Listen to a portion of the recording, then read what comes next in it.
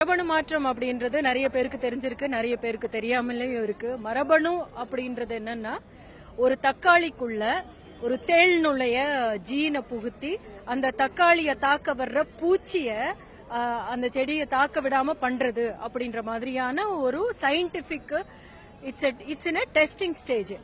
அதை நம்மளுடைய இந்தியாவுக்குள்ள கொண்டு வரணும் அப்படின்னு பாக்குறாங்க. நிறைய 90% ஆஃப் யூரோப்பியன் கண்ட்ரிஸ் வந்து இது பேன் பண்ணியிருக்காங்க. GM ஜெனட்டிக்கலி மாடிஃபைடு ஃபுட் எங்களுடைய கண்ட்ரில நாங்க உற்பத்தி செய்ய மாட்டோம், எங்களுடைய கண்ட்ரிக்கு நாங்க கொண்டு வர மாட்டோம் அப்படின்னு சொல்லிட்டு இது நம்மளுடைய கண்ட்ரிக்குள்ள கொண்டு வந்து புகுத்தணும் அப்படின்னு MNCs ட்ரை பண்ணிட்டு இருக்காங்க. அதுக்கு உடந்தையா நம்மளுடைய சென்ட்ரல் கவர்மெண்ட் இருக்கு. இத வர விட மாட்டோம் அப்படின்னு ஒவ்வொரு குடிமகனுக்கும் சொல்ற உரிமை இருக்கு. சொல்லணும், போராடணும், நம்ம இதை விடக்கூடாது. இது வரைக்கும் என்வரன்மெண்ட் மினிஸ்ட்ரில இருந்து எந்த ஒரு அப்ரூவலுமே வரவே இல்லை. பட் அவங்க ரிசர்ச்சிங்ல தான் இருக்காங்க. நான் அதுக்கு முன்னாடி இப்படி ஒரு போராட்டம் பிரச்சனை ப்ரொடெஸ்ட் பண்ணி சரியான விஷயம் தான் நடக்குது. இல்ல, ரிசர்ச்ல மட்டும் கிடையாது, அதை அப்ரூவ் பண்ற ஸ்டேஜுக்கு வந்திருக்காங்க. அதனாலதான் வந்து இப்ப திரும்பி நாங்க பேச ஆரம்பிச்சிருக்கோம். ஒரு கட்டத்துல கத்திரிக்காயை கொண்டு வந்தாங்க. கத்திரிக்காயை கொண்டு வந்த போது இது சரியானதா இல்லையா அப்படின்னு தெரிஞ்சதுக்கு அப்புறம் தான் இதனுடைய பயிரை வந்து நாங்க அப்ரூவ் பண்ண முடியும் அப்படின்னு சொல்லி அதை மொரட்டோரியம் போட்டிருக்காங்க.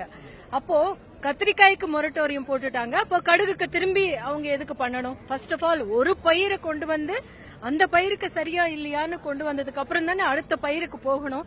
கடுகு புதுசா கொண்டு வந்துட்டு கடுகு புதுசா அப்ரூவ் பண்ணிட்டோம் அப்படின்னா இதுல அப்ரூவ் பண்ணிட்டோம், நீங்க மத்தது எல்லாத்தையும் அப்ரூவ் பண்ணுங்க அப்படின்னு சொல்றதுக்கு ஈஸி ஆயிடும் அப்படின்னு சொல்லிட்டு இது கடுகுக்கு நீங்க அப்ரூவல் வழங்கக்கூடாதுன்னு ரொம்ப நாளா சொல்லிட்டு இருக்கோம். அப்ரூவ் பண்ணிடுவாங்களோ அப்படின்ற ஒரு இடத்துக்கு வந்ததுனாலதான் இந்த போராட்டத்தை தீவிரப்படுத்தி இருக்கோம். 2010 வந்து காட்டனுக்கு, அதாவது பருத்திக்கு வந்து அவங்க வந்து அப்ரூவல் கொடுத்துட்டாங்க. இன்னைக்கு அதோட கல்டிவேஷன் வந்து சைனாக்கு ஈக்குவலா வந்து போய்கிட்டு இருக்குன்னு சொல்லிக்கிட்டு இருக்காங்க. கல்டிவேஷன் எத்தனை பேரு சக்சஸ்ஃபுல்லா பருத்திய கல்டிவேட் பண்ணிட்டு இருக்காங்க அப்படின்னு ஸ்டாட்டிஸ்டிக்ஸ் பாத்தீங்கன்னா தெரியும். அவ்வளோ பெரிய சூசைட்ஸ் நடந்திருக்கிறது விதர்பா இதே பருத்தி கல்டிவேஷன்ல தான் நடந்திருக்கு. எதனால நடந்திருக்கு? நிறைய கோயம்புத்தூர்ல வந்து அந்த பருத்தி பூ விரிவடையில அது இதாகல அப்படின்னு சொல்லிட்டு மான்சான்டோ இவங்களுக்கு காம்பன்சேஷன் கொடுத்திருக்காங்க. ஏன்னா அங்க கொடுத்திருக்கிற விதையில பிரச்சனை இருக்கு, உங்களுடைய கிராப் உங்களுக்கு விளைவு ஆகல அப்படின்றதுனால காம்பன்சேஷன் பண்ணிருக்காங்க. சோ இதை விட வேற என்ன வேணும் உங்களுக்கு? இந்த மாதிரி விதைகளை போடும்போது விளைச்சல் வந்து ரொம்ப அதிகமா இருக்கும், நம்ம நிறைய எக்ஸ்போர்ட் பண்ணலாம் அப்படிங்கறது. விளைச்சல் அதிகமா இருக்குன்னு எங்கேயுமே நிரூபிக்கப்படலைங்க. உலகத்துல எந்த இடத்துல நிரூபிக்கப்பட்டிருக்குன்னு அவங்களை காமிக்க சொல்லுங்க. அதுக்கப்புறம் அதனுடைய விளைவுகள்ல யாருக்குமே உடல் ரீதியான பாதிப்புகள் ஏற்படல அப்படின்னு அவங்க நிரூபிச்சா நம்ம வந்து விடலாம்.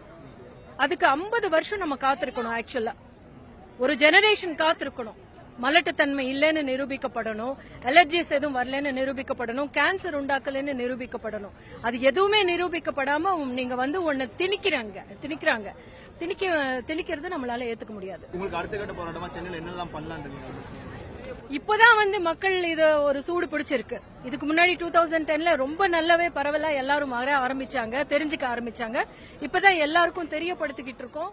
இனிமே வந்து we are going to reach out to people.